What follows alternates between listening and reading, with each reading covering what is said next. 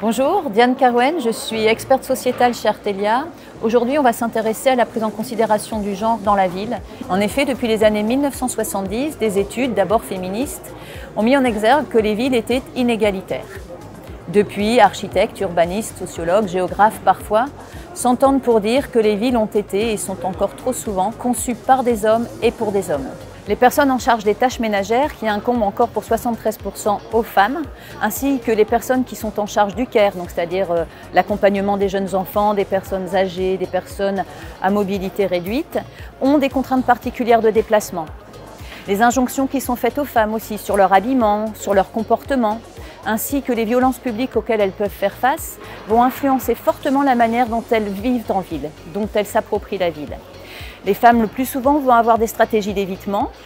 Les jeunes filles, par exemple, vont sortir de leur quartier pour aller socialiser et se soustraire un peu au regard de leur père, de leurs frères ou même des voisins. Et tout ça, ça influence en fait la vie en ville. Et on s'aperçoit que les femmes traversent la ville plutôt qu'elles n'y vivent ou qu'elles ne s'y posent. Pourtant, tout ce qui est mobilier urbain, infrastructures, équipements, toilettes publiques, luminosité, peuvent être adaptés pour améliorer leur sentiment de bien-être en ville et leur permettre de s'y poser vraiment. Alors oui, quand on construit une route, une piste cyclable, qu'on aménage un parc urbain, qu'on choisit du mobilier urbain, on le fait pour tous. On s'est cependant aperçu il y a quelques années que certains investissements bénéficiaient plus à certains groupes qu'à d'autres. C'était le cas notamment des city-stades, où seuls les jeunes garçons accédaient alors que les jeunes filles s'excluaient d'elles-mêmes. Une étude a aussi montré que 75% des investissements publics pour les loisirs ne bénéficiaient qu'aux hommes. Depuis quelque temps, ça a tendance à changer puisque les politiques publiques doivent être plus égalitaires. Et à l'instar de villes comme Vienne en Autriche qui depuis 30 ans mettent en place des budgets sensibles au genre, des villes comme Lyon, Brest ou Quimper s'essaient aussi à l'exercice d'être plus égalitaires dans les investissements qu'ils vont faire, que cela bénéficie à tous, hommes, femmes. Nous allons voir aussi avec Thierry, qui travaille chez Artelia, comment ces aspects égalitaires se traduisent dans l'aménagement urbain. Suivez-moi.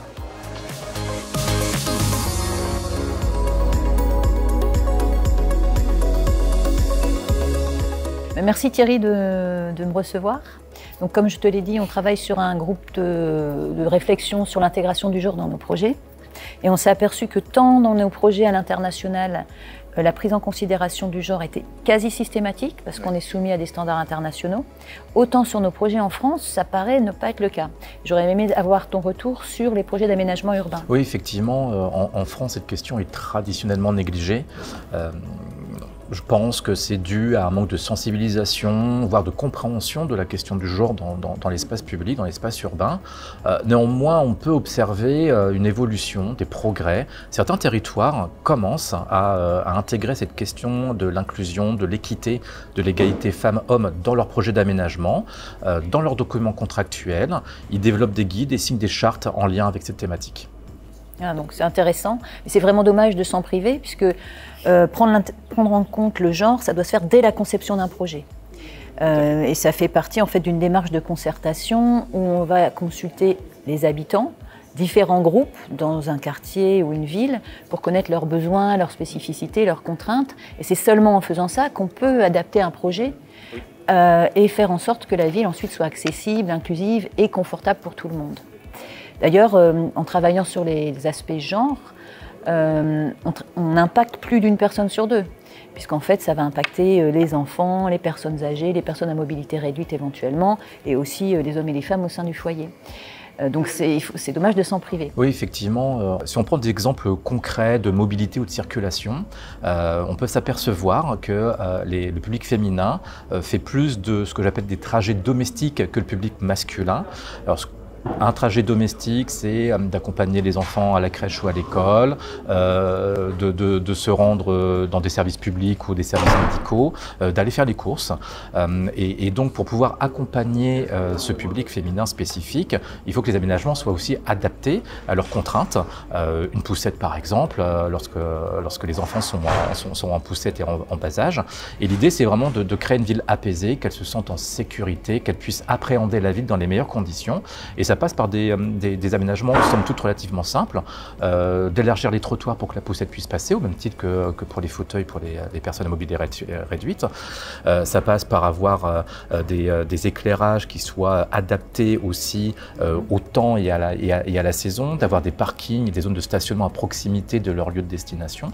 Donc tout ça fera sens et permet au public féminin, comme à tout au public aussi, d'avoir un rapport apaisé, d'avoir un rapport sensible à la ville grâce à ces aménagements et grâce à l'anticipation de ses besoins.